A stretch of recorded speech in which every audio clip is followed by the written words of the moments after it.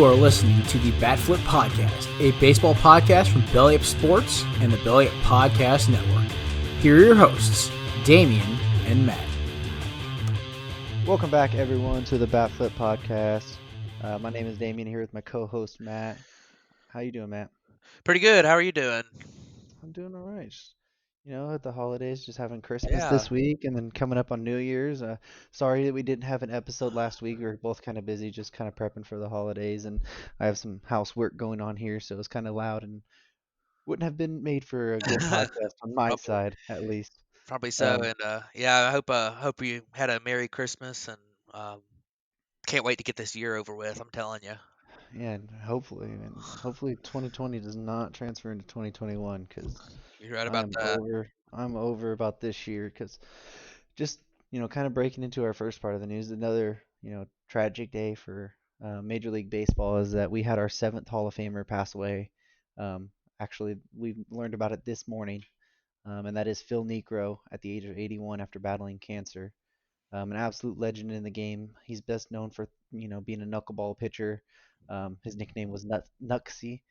Um, Played for a total of 24 seasons, mostly with your Atlanta Braves, Matt. So what did you know about Phil Niekro? Yeah. Of course, Phil Niekro played. I think he retired in 1987. So it's a long time before me. But my family is from around here, and I live in Alabama, of course, and they all grew up Braves fans, and uh, they've talked about how much they love watching Phil Niekro pitch, and he was the highlight for a lot of average Braves teams for all those years, and it's sad. He's 81 years old. He passed away of cancer. Just had crazy accolades. And some of the most unique things that we've seen from a pitcher in the modern era. He was inducted in the Hall of Fame in 1997. Of course, as you said, he was the seventh Hall of Famer to pass away this year. He was with the Braves for 20 years, starting his rookie year in 1964 and going through the 1983 season. He came back and pitched one final game for the Braves in 1987 when he retired. But best known for that, a 300 game winner and a 3,000 strikeout club member. Um, had a career 3.35 ERA, five-time All-Star. But I think the most impressive thing, is the 245 complete games he threw, which hasn't something that hasn't been done, you know, even at that time when there were more complete games than there are now. Um, since the early days of baseball, and just sitting here thinking 245 complete games, you rarely see a pitcher throw more than one or two in a season these days. And the craziest thing too, he had 23 complete games at the age of 40.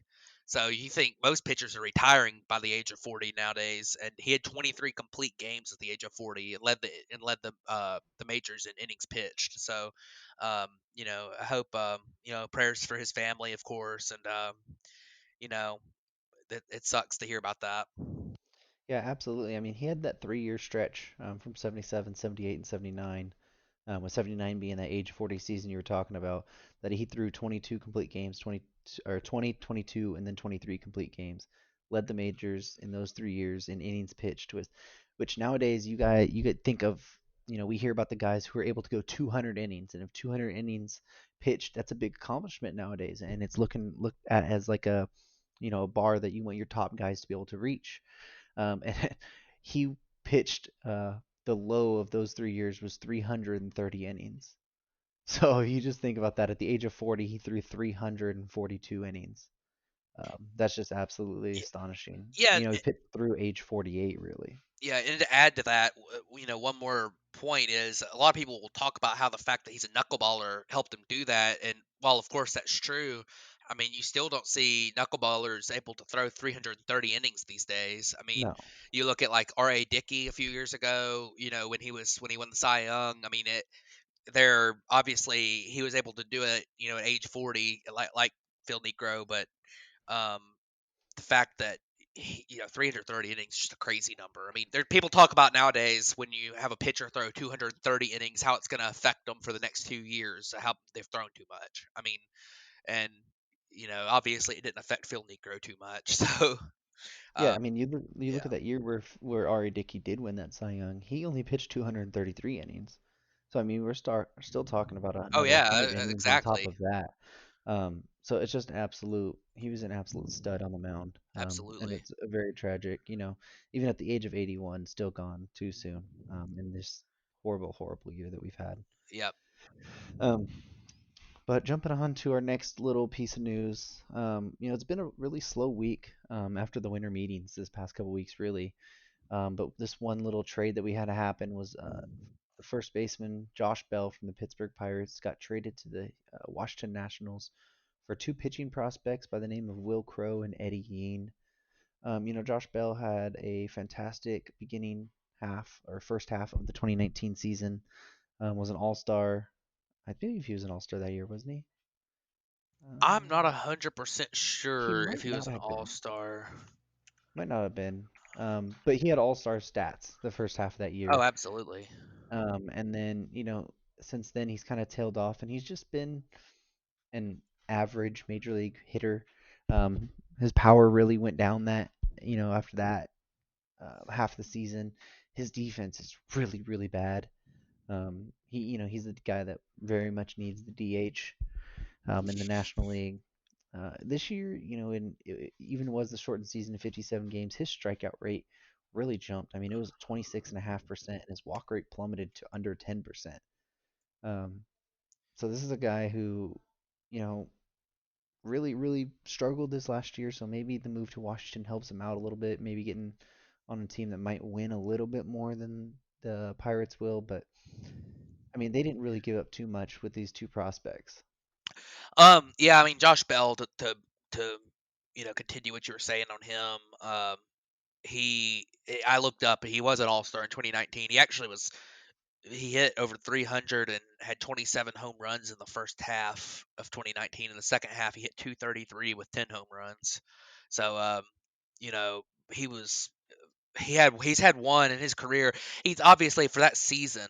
You look at his 2019, he had a 277 average, 367 on base, 469 slugging, and 2.5 wins above replacement for the season.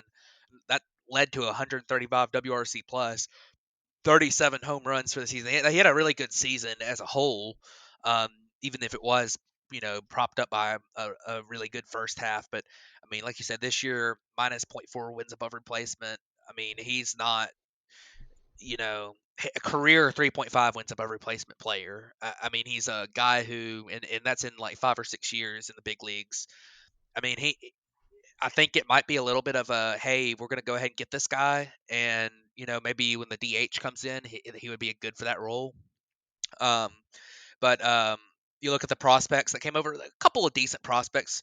Um, the Eddie Yean, seventh ranked prospect now with the Pirates. He's a kind of a mid rotation projection arm.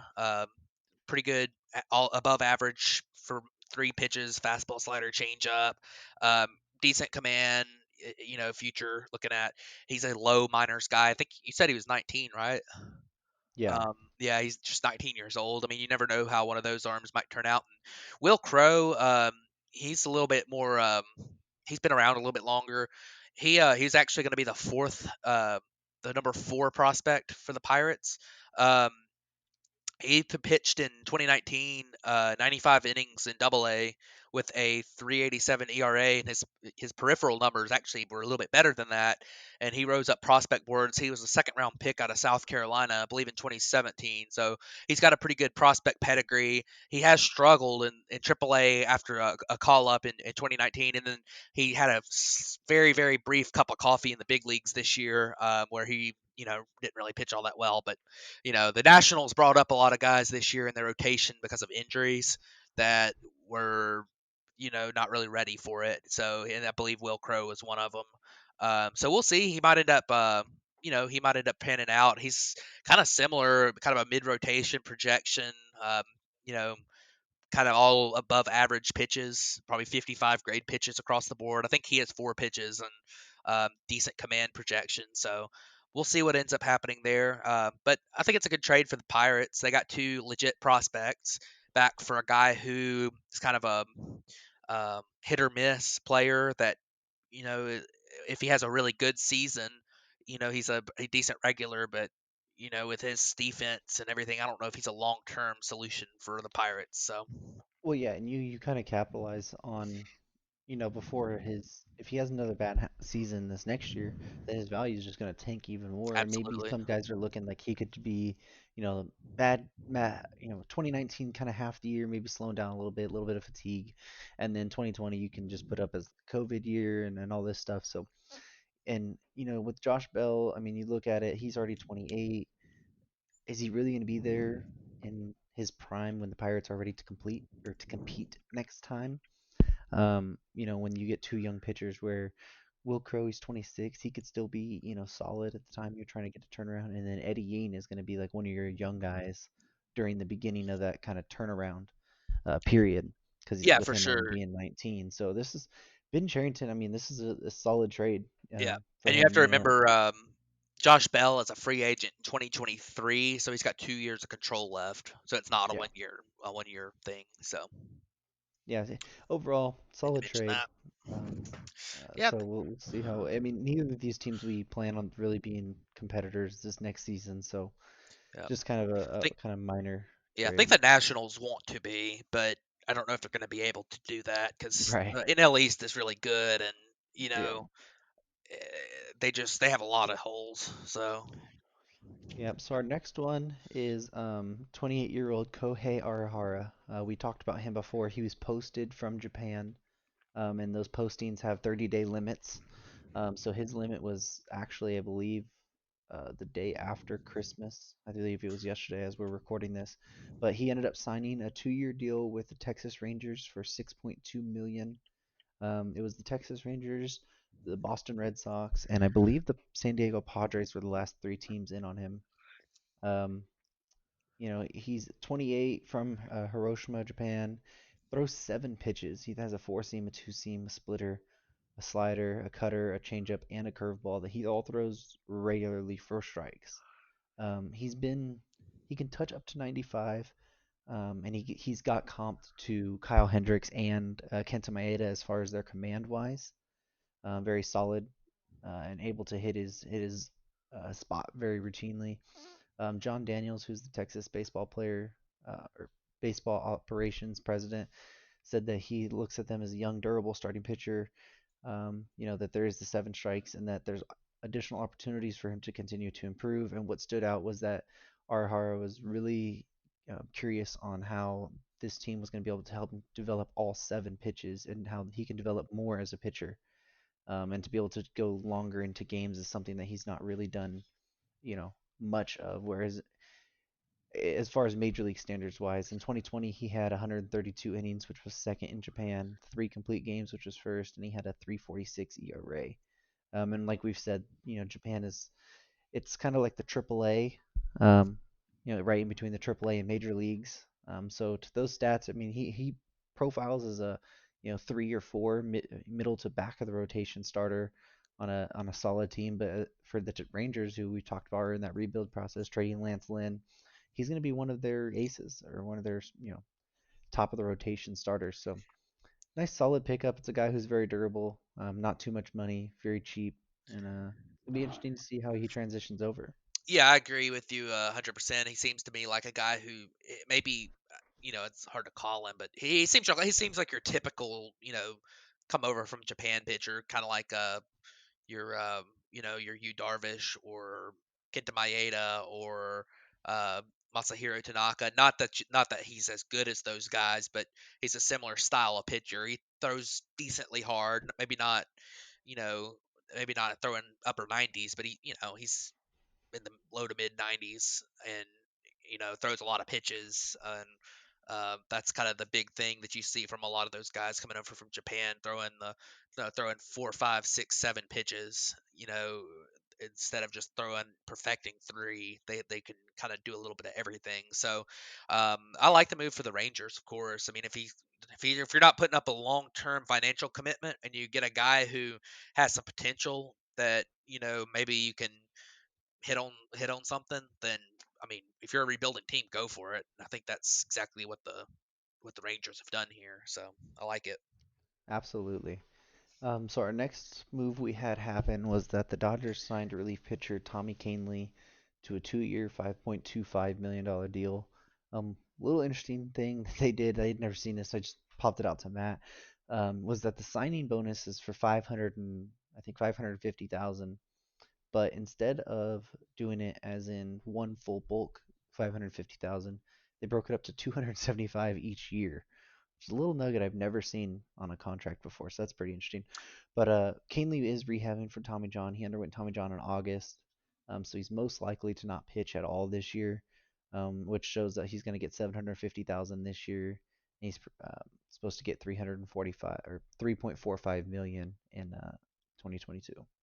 Yeah, I mean Tommy Kahnle's a really good pitcher. A little bit inconsistent in the big leagues, but when he's on. 2019, he was pretty elite. A 1291 strikeout per nine rate and a 293 walks per nine rate. Pretty elite numbers there. He did have a 367 ERA, but um, the one of the ERA predictors, XFIP, predicted a 269 ERA based on the fact that he gave up a lot of home runs in Yankee Stadium that were probably he had a high home run per fly ball rate, which was kind of unlucky, and Yankee Stadium probably had something to do with that. So if he goes to LA, you would think that that home run per fly ball rate might drop a little bit and get him down to closer to what his xFIP number was. So I mean, you like Tommy Kahnle. He's a good pitcher, and that's a good deal for the Dodgers, assuming that he comes back healthy from Tommy John. And even if he doesn't, I mean, it's to the Dodgers, $5 million over 2 years is nothing. So, Not at all. um, I think it's a perfectly fine deal. And I mean, Tommy Kahnle's a guy who, when he comes back, maybe he finds his form from last year and from his last year with the White Sox, and when he was traded to the Yankees that year in 2017, I believe it was. His command can get off for long stretches of time every now and then, and lead to a stretch where he just is completely useless for like a couple months. But when he's on, like I say, he's a good pitcher. So good for the Dodgers on making that signing. Yeah, he's a fastball changeup guy, which kind of he a little interesting thing. He kind of really comps to what Pedro Baez was for the Dodgers. Yeah, maybe a Um, little bit. and Baez is a free agent. Obviously we say Canley's not going to pitch this year, but maybe Yeah, Canley kind of fills in what Baez was if yeah, they don't bring him back. yeah. And I think Baez was a little bit more consistent than Canely, but Canely's got a little bit higher upside. Yeah, So, but they are similar, and I think you'll see them pitch. They'll be used, and Canely will be used in a similar way to how Baez was used. So, right. So just one little nugget that we want to say to look out for is that I believe he's from Japan as well, or no, he's from Korea. And that is Ha Sung Kim. I'm totally butchering that, so I'm sorry about that. But his signing deadline, as he was posted, his deadline is January 1st. So within this next week, he will be picking his team on where he's going to sign. He's already received multiple 5 years offers, from which teams we don't know, but the teams that we do know that are in on him right now are the New York Mets, the St. Louis Cardinals, the Boston Red Sox, the San Diego Padres, the Toronto Blue Jays, and the Texas Rangers. He's a guy who's going to be, he profiles to be a really good shortstop slash third base over here. But we'll talk more about him next week. Just a thing to kind of look out for during this week, before our episode. And just a heads up to you guys as well, we're going to be transitioning our episodes to Tuesdays, um, Tuesday nights. So we will also be repeating that on all our social medias and everything. But just had me thinking about it right now because yeah, our episode's not going to be on Sunday, this next week. So, but anyways, so now that I jabbered on and all of that information randomly in the middle of the episode, um, let's go to our NL Central Division breakdown. let's do This it. is probably one of the most interesting divisions in baseball because you can look at it and say none of these teams are very good at all, but yet they had 4 out of the 5 were in the playoffs this year. With it being expanded playoffs, obviously, but still, um, you know, two of these, two of the teams finished under 500, two were close to 500, and then the division winners, the Cubs, were, you know, I think what they were 4 games or 5 games over They 500. were they ended up 8 games over, 8 games over. but They yeah, shouldn't have been. yeah, Uh, all exactly. They all were the not very predictors, good. all the predictors say they should not have been even that good. Yeah, Uh, I know the Marlins were pretty good last year, for their standards they've set the last several years, but they lost to the Marlins in the playoffs. I mean, it's yeah. yeah, Um, but yeah, when you look at it, we can dive into it. When you look at the NL Central, I mean, you can look at it on paper and then just do this. yeah, just You throw it in the just crumple it garbage. up, throw it away. I mean, it's one of those deals where you know there's 5 teams here, and with the exception of the Pirates, who are in an obvious rebuild situation, the other 4 are in real similar situations. I mean, they all have gaping holes in their rosters, but they have enough talent to where you think, well, maybe they should go for it. So this is an interesting division, and you know, I have no idea what to expect from it this year. But we're Yeah, I gonna mean, try to figure it out right we're now. gonna try. Our division winners were the Chicago Cubs. They went 34-26 this year. They did lose some very big pieces. They non-tendered Kyle Schwarber. They're losing John Lester, Albert Almora, who have been, core pieces for them in parts of championship rosters. Andrew Chafin, Tyler Chatwood, who have just, came around this past couple years. Jose Quintana was, was the big piece in that Eloy Jimenez trade. And another big one. It's not a player wise, but they did lose Theo Epstein, so that's kind of a changing of the guard there. Yeah, and those losses. I mean, Schwarber, you're going to look straight up at his production. He's been a really good player. We talked about him a lot when he was non-tendered, and you know, he's definitely going to get signed to a pretty nice contract by another team. And I was really surprised the Cubs non-tendered him. But I mean, you look at some of these guys and you think that it actually helps the Cubs. Freeing up some money. Maybe Lester was starting to drop. Although Lester was obviously a great signing for them, helped them win the World Series, he was starting to tail off near the end of his career. So that freed up some money that was probably maybe at this point in his career overpaying for Lester.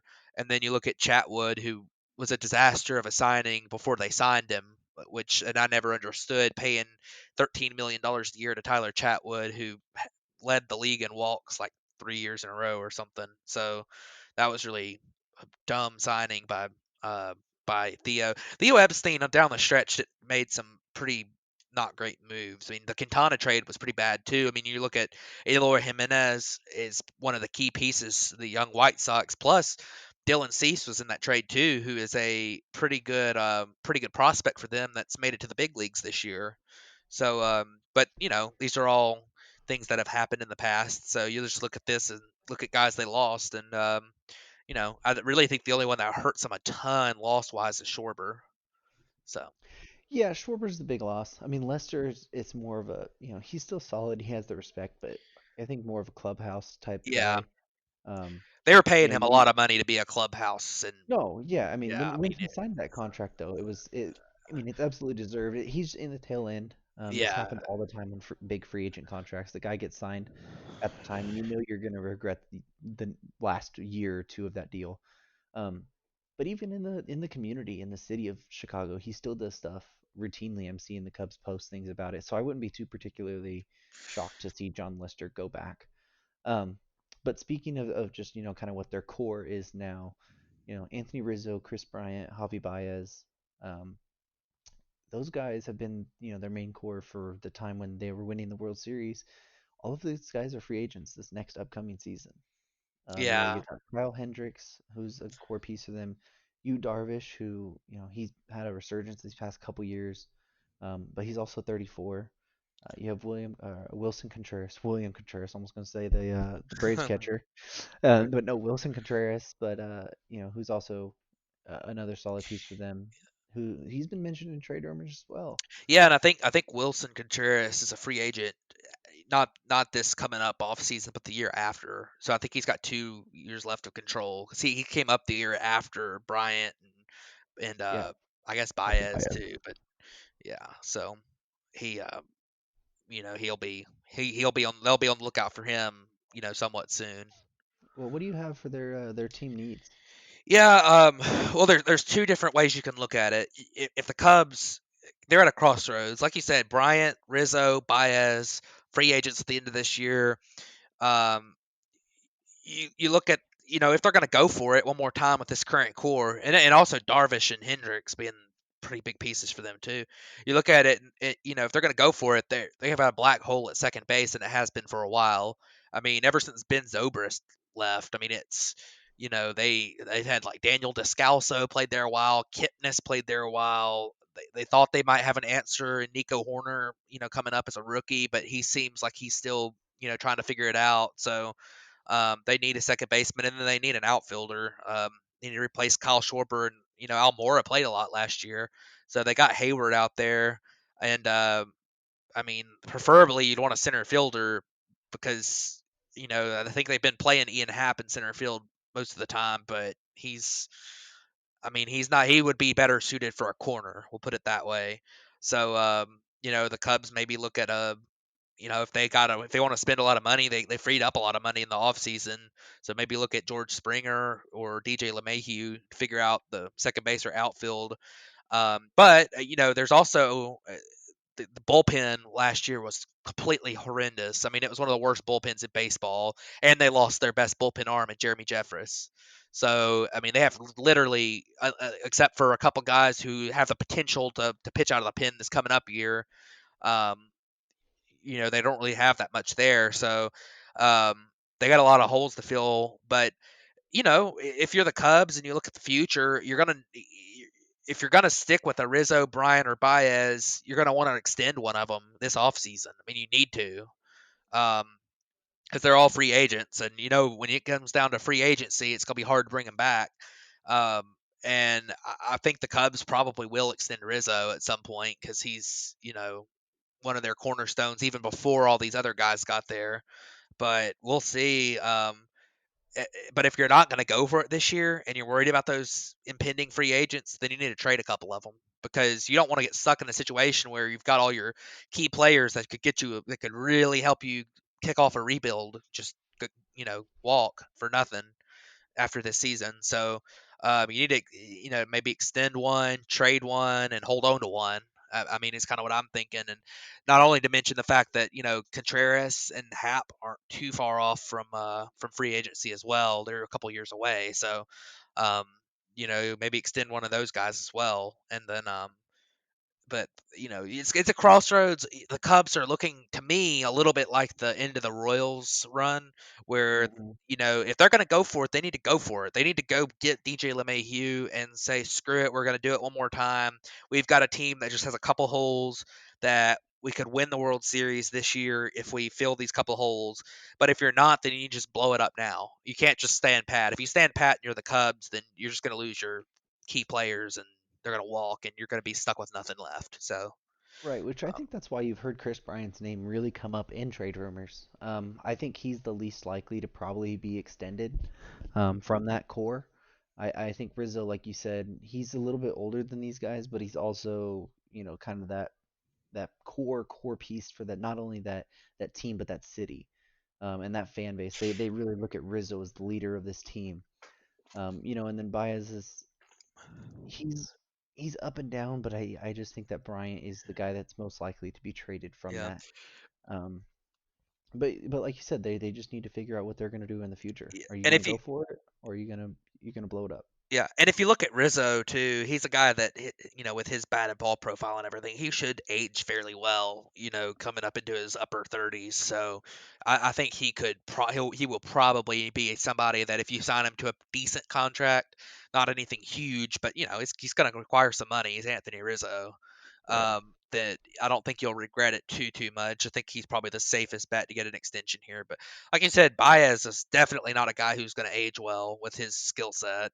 And Bryant, he's been injured so much. You don't know. That's a lot of risk involved in giving him a long term extension. Plus, you have the history of him, filing grievance from the Cubs because of the service time manipulation, all that stuff. So, um, I don't know if he's gonna be. I don't know if he would even want to come back. But then, you got other guys too, like you mentioned before the show. Darvish is 35. I had no idea you Darvish was 35 years old. And I mean, how much longer he's got a pretty long injury history. How much longer is he going to be an effective pitcher? Because he's obviously great this year, but is he going to be an effective pitcher for 2 or 3 more years? Or I have to think he probably will be this coming up year, but he's going to probably tail off at some point, not too far off from now. So we'll see what Absolutely. happens there. Well, our next, the team that finished second in this division was the St. Louis Cardinals. They went 30-28. They're losing a couple franchise cornerstones this offseason so far, the way it looks. With Adam Wainwright and Yadier Molina both being free agents and both not really being too happy with what the Cardinals have had to offer them on the market. They're also losing Colton Wong, Matt Wieters, who's been a backup catcher for them the past couple years, John Brebbia, and Brad Miller. Um, you know, what do you think about them potentially losing Adam Wainwright and Yadier Molina? Yeah, I mean, it's a situation where I don't think it's going to hurt him too much to lose Adam Wainwright because he's at the end of his career, and I could also see him coming back on a 1 year deal. They find at the end of the offseason. He might also retire. He was pretty great in the TV booth last year in the playoffs, so I could see him maybe even retiring. But I mean, you look Adam Wainwright, Yadier Molina. I don't think they've been. They're obviously franchise cornerstones, like you said, but they haven't been effective as franchise cornerstones for the last few years. They're at the back end of their careers, so both great players. But I don't know how much losing them hurts, other than the fact that they need a new catcher. Colton Wong I think hurts pretty bad. I mean, I don't know why they declined his option, and I don't really understand that too well because he's broken out as a Gold Glove level second baseman who has times has shown that maybe the bat's coming around a little bit, especially against right-handed pitching. He's been a pretty good player, so I don't know why they declined his option. Um, but there's still reasons for the Cardinals to be excited. They got some good players. Paul Goldschmidt is still, you know, very good player. He's not maybe not quite as good as he was with the Diamondbacks, but he's very good.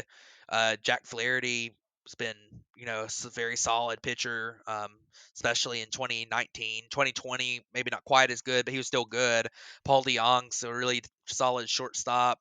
They've got some good pieces in the outfield. Harrison Bader, is a young guy who's been a really great defensive outfielder. He needs to work on his bat a little bit, but there's some excitement and talent there.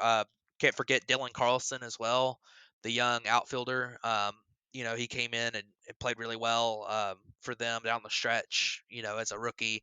That wasn't expected to be in the big leagues this year. So they got some good pieces going forward here. A couple good bullpen pieces too, young guys. This is a pretty good team right now. Yeah, they're a good team. Um, I just don't think they're a team that's going to be much more than, you know, I mean, in this week, probably division, you can battle for the division, but I mean, most likely going to be close to 500 baseball, Yeah, or I maybe agree. just a couple games over.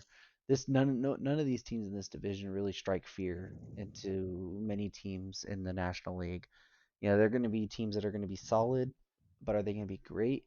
Not likely, and the Cardinals kind of just fall in that way. They need a second baseman after letting Colton Wong go.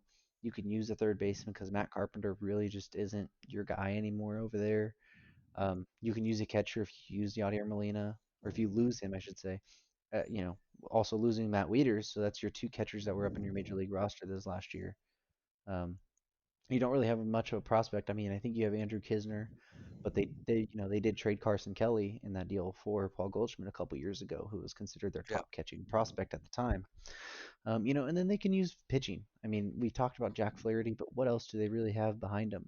You know, is Ponce de Leon going to really figure it out? Kim. Is Dakota Hudson going to continue, his turnaround he had this year?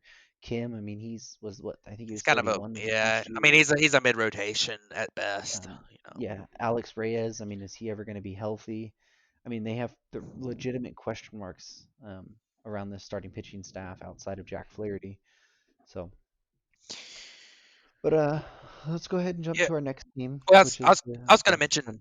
I was going to mention real quick on the Cardinals. I think they're the opposite situation of the Cubs, and maybe they're what the Cubs look like they would become if they do a trade one, extend one, let one walk type thing. Because I think the Cardinals are kind of mired in 500 ball. I don't think they're. I think they got enough money tied up where it's hard for them to go make a big splash in free agency. They've got enough. They've got a good enough team to where they're, kind of a 500-ish team. They got some good players, but they've got pretty big holes in their roster, and but they don't really have anything that's, a huge trade, you know, a huge trade value. And then you look at their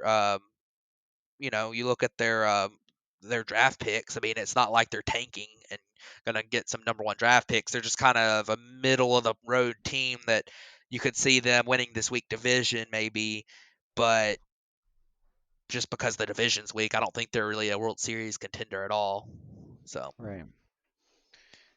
Well, let's now jump on to our next team in the Cincinnati yeah. Reds, that finished 31-29 this past year. They've been a hot conversation topic for this podcast over the last, month or so since the season really ended. With talking about trading, potentially trading Sonny Gray and we're being in on the shortstop and trading Raciel Iglesias and stuff. But they lost the Cy Young this year. I mean, they've lost Trevor Bauer, who most likely looks like he will not be back. They non-tendered Archie Bradley and Brian Goodwin. Um, Traded Raciel Iglesias, like we talked about.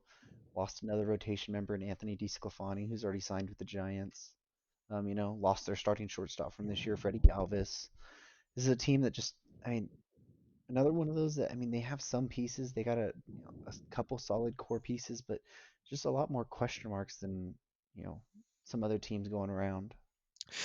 Yeah, I mean, you look at if they had kept Archie Bradley and Russell Iglesias, they have somebody that looks like he's going to be pretty good, and Lucas Sims out of the bullpen. That looks like it could have been a really good bullpen, but they non-tendered Archie Bradley for some reason, and they traded Russell Iglesias for some reason.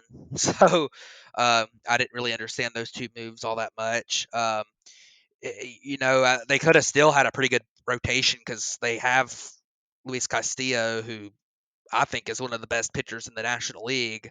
Then they have Sonny Gray, even assuming that they don't trade him, which is a possibility at this point. Who's one of the best pitchers in the National League. They got a lot of guys out there who, are pretty good players that just kind of had a down season in their COVID year. I mean, Eugenio Suarez is a year removed from being a fantastic third baseman, and he just had a little bit of a down year in the COVID year. Yeah, Jesse Winker's a solid hitter.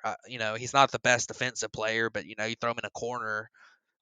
He's not too bad. I mean, Nick Castellanos. I mean, he's a year removed from being a star level player with the Cubs, and he's not obviously also not the best fielder, but you throw him in the other corner and you're probably fine there. And you look at Mike Moustakas, battled some injuries. They've got that Akiyama. Wasn't too bad this year. Tucker Barnhart's a really good defensive catcher. Uh, you mentioned before the show Tyler Stevenson's another guy that they're going to have, start to get some time and everything. And you can't forget Nick Senzel, who was a top prospect who, he needs to be healthy. So the Reds they need to, I mean, if they're going to go for it, they need to replace their bullpen arms that they got rid of, which they didn't need to get rid of, but they did. They need to add another starter. I like Tyler Mahle, the number 3 guy now with Bauer gone, but um, I think they'll probably add another. They probably need to add another guy because I don't know if he's somebody you want to really rely on. We talked about shortstop. They were in some of those trade talks with maybe Carlos Correa or Lindor or something, but I would be surprised if they made a big move with how their offseason has gone so far. But the biggest thing I think is just bounce backs. Like I said, Suarez, Votto, Castellanos, Mustakas. They just need a couple of these guys to bounce back to their normal form. I don't know if Votto you'll ever see the form that he was in his prime, but Suarez for sure could bounce back, and Castellanos could bounce back to his really good form. And Mustakas with health could be a solid player for them, and they need a couple of their young guys and specifically Nick Senzel to get healthy and improve because he's battled injuries his whole career. But he also was pretty healthy this year and didn't really do too much. So um, this is a team that I think that really didn't need too much to be a contender, at least for the division this year, but they seem to have hurt themselves a lot by trading away guys for no reason and non-tendering guys for no reason. So I'm a little confused as to what the Reds are doing, but you know, we'll see. So Yeah, I mean, we're confused by what a lot of teams are doing, but especially yeah, the Reds. When it seemed like they really underperformed what they were kind of supposed to do this year. I mean, if you have that top three with Trevor Bauer, Sonny Gray, and Luis Castillo, you think you should win more than 31 games, even in this shortened season. Um, especially bringing in Nick Castellanos and Akiyama this last year, you just expected this team as a whole to be better this past season, and they just weren't. yeah, They can use all the starting pitching and bullpen. I mean, both of those we've talked about over and over with this team. We've talked about them being in the shortstop market. You need to bounce back from guys like Mike y- Moustakas as well. Who he was more injury related this year, but even then he didn't perform that well um, when he was healthy for this short amount of time. yeah, and not to mention the fact that this was a 60 game season, and I feel like the Reds were really starting to click a little bit in the last couple weeks, and I think they might have been the team hurt most by playing the shortened season because if they played, I think they would have won the division in a landslide if they had played a full season. I mean, with that rotation and everything, and I think that they probably would have gotten some of their offensive guys going. Because their season, with their offense, things were about as poor as they could possibly have been this year, and they were 2 games over 500. So I really think if you look at the Reds as a whole, they could have been a lot better. They could have turned out a lot better than they ended up being. Um, if they played a full season, but um, I don't know. I feel like they're a little bit too quick to break this core up, which it looks like what is what they're trying to do. So, but you know, it is what it is, and we're gonna look at another team here in a second that is maybe a little bit similar.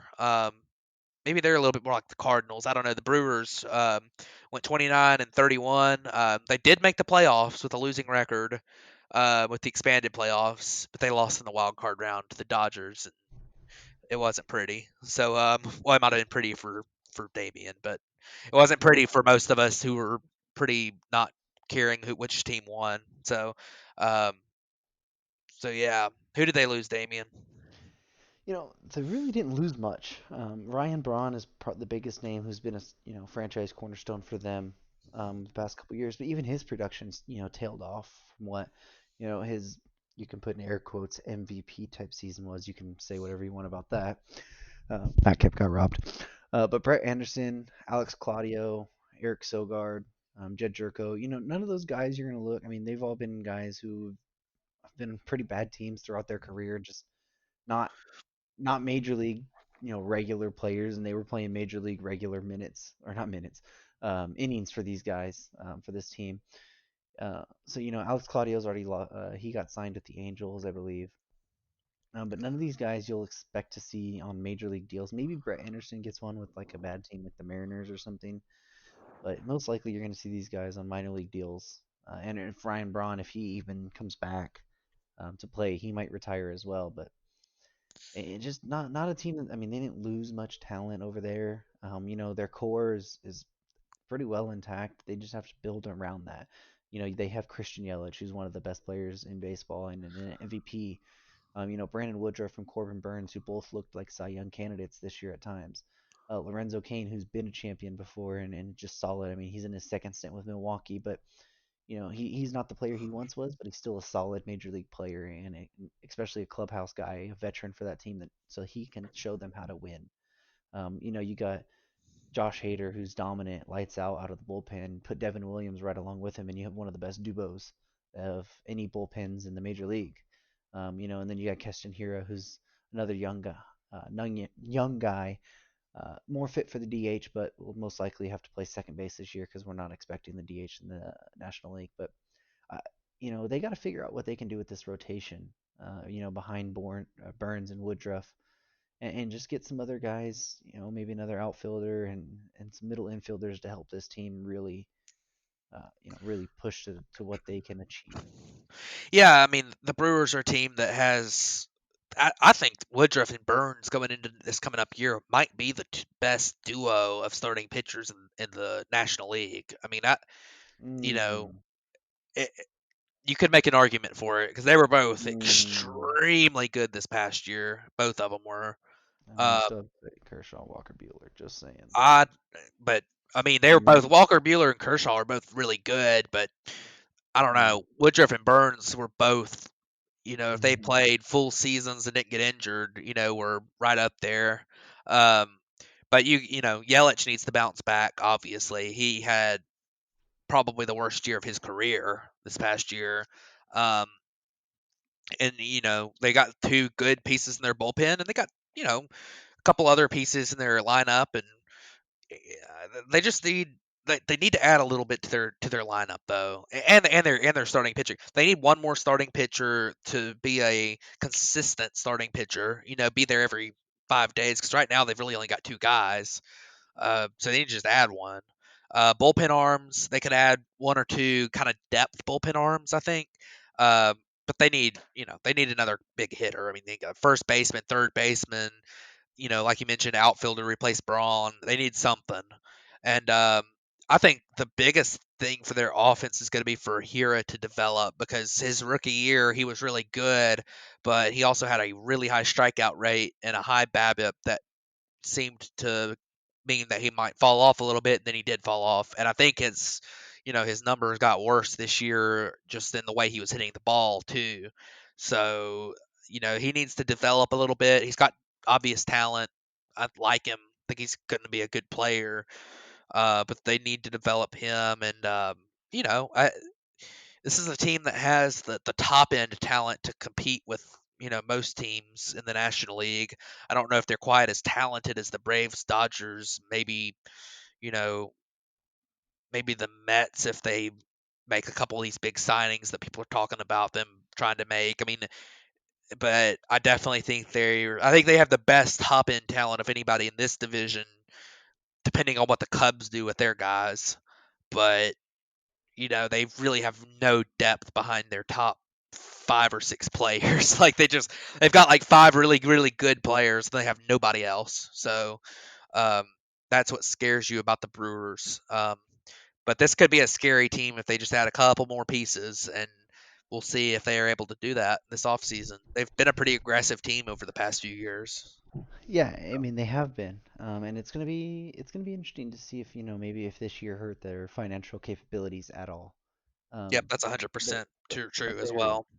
but they're definitely a team that I've always looked at a guy like maybe Jake Odorizzi as being a really good fit here. He's not going to command too Yeah, much money, and he could be a solid 3 or 4 for you. They really need a left-handed pitcher. Brent Suter just isn't going to do it for them. So if maybe there's a yeah, solid left-handed starter out there, maybe even via the trade market that you can get, um, I think that would be a big yeah. help to them Just because yeah, your top two right-handers right now. and just the fact that just adding, even if it is Odorizzi, another right-hander, just adding another guy. I mean, they need. I mean, I'm sure that they probably will bring somebody up in spring training or whenever that figures it out enough to be the number 5. Maybe it is Brent Suter. It's the number 5. Like add a guy who is a consistently pretty good pitcher like Odorizzi, and you've got Woodruff and Burns who are both extremely good, and then you have Odorizzi in there who's pretty good, and that's a pretty good three-headed monster right there. And then you add in the fact that you add in how good their bullpen can be with Williams and Hayter, and you got a pretty good pitching core right there. Maybe have a couple of guys step up out of the bullpen depth wise, but I, this is a team that I think it's a lot easier to figure out their pitching than their lineup. But you never know. The spots that they need help in their lineup are spots that you can find guys. Left field, first base. Those are spots where there's usually a lot of guys on the market, and you can find somebody, Jesus Aguilar, who could fill that role. So first base, but um, they obviously just decided to let him go last year. So Mm-hmm. and then he ended up in the playoffs as a higher seed than the Brewers. He ended up winning a playoff series, and the Brewers didn't. Um, so Try yeah, Dan but Vogelbach. or Dan Vogelbach, yeah. Even though I don't know if Dan Vogelbach, they gave him a No, shot. He didn't exactly look too good, but so no, um, I mean, not that he's ever looked good. He's hit well, but he's never looked good. I mean, right, that's mean. I don't mean that. right, Just yeah. gotta have some love for the thick boys. But So I mean, you can't put three C's on that thick, man. I don't. Yeah, and But that came out wrong too. No yeah, homo. But um, so uh, the last place team in the Central this year was and we talked about them a little bit. But oh boy, it's the Pittsburgh it's the Pirates. Pittsburgh Pirates. They were 19, bad. yeah, 1941 this year. We've talked about the trade of Josh Bell. Chris Archer, he's a guy who they traded, Tyler Glasnow, Austin Meadows, and Shane Baz for. That looks like it's a very bad trade now. Keone Kayla was It looks probably like their it is best now. was one of their best relief pitchers this past year. Trevor Williams, who's been a solid starting pitcher for them for the past, 3 or 4 years, just always seems to be in that rotation. Does solid, decent major league guy. Their core is kind of questionable right now. I mean, with the team so bad, they're in the full-on rebuild. Who knows? I mean, Jameson Tyone, who was a former number one overall pick for them, I think he was number one overall, wasn't he, I as well? don't And think so, but he was picked pretty high. let me Um, see. I want to look this up now. yeah. Jameson Tyone. Speaking of number one overall picks, they have the number one overall pick this coming up year. So that's another. You could almost call. He was the second overall pick. Yeah, behind Um, Harper. yeah. So yeah, Right before but Manny Machado. Oh, think about that. yeah, that's three pretty good players right there. Um, but if you look at who the core is for the Pirates, you got Tyon. Obviously, you could honestly just go ahead and add in. They have the number one pick in the draft, so just say Kumar Rocker is going to be part of their core. Oh, Um, for sure. but they have Brian Reynolds, who's been a pretty useful major leaguer. Brian Hayes has shown a lot of potential. We talked about him a lot at the end of the season with a really nice stretch he went on there. Colin Moran's been a pretty solid player for them. I don't know if he would be a core piece on a really good team, but he's a guy who maybe is a part of a potential 2 or 3 years from now Pirates team that could contend a little bit. Their biggest needs are draft good, which they got the number one overall pick, and we're pretty sure we know who it's going to be. And I think that would be a good draft pick. They just need more MLB talent. They have six top one. Well, at the mid seasons this past year, they had six top 100 players. But I think Brian Hayes has graduated from the list now, so that would give them five top 100 players. Of course, so you will then add a guy who's the number one overall pick to that. They've got some good talent in their farm. It would look a lot better if they had, or they would look a lot better as a team if they had Tyler Glass now and Austin Meadows and Shane Baz still. But they're things are looking up. I mean, you go through these rebuilds and they've got a few pieces that look like they're gonna be potential good pieces in the future. And then, they got the number one pick in the draft and they got some pretty good prospects coming up pretty soon. One note on their prospect situation is that they need to figure out what the situation is going to be with O'Neill Cruz, who had a very severe legal situation in the offseason, but they're going to have to figure out if that's going to work out or not because it sounds like maybe it's gonna end up being okay for him. But he got arrested for, I believe it was a vehicular manslaughter. But the belief is that the charges are probably gonna be dropped, and he was not under the influence as they had previously thought he might be. Yeah, So, it was a accident that happened. I believe it was in Puerto Rico, a motorcycle accident that ended up killing three people, unfortunately.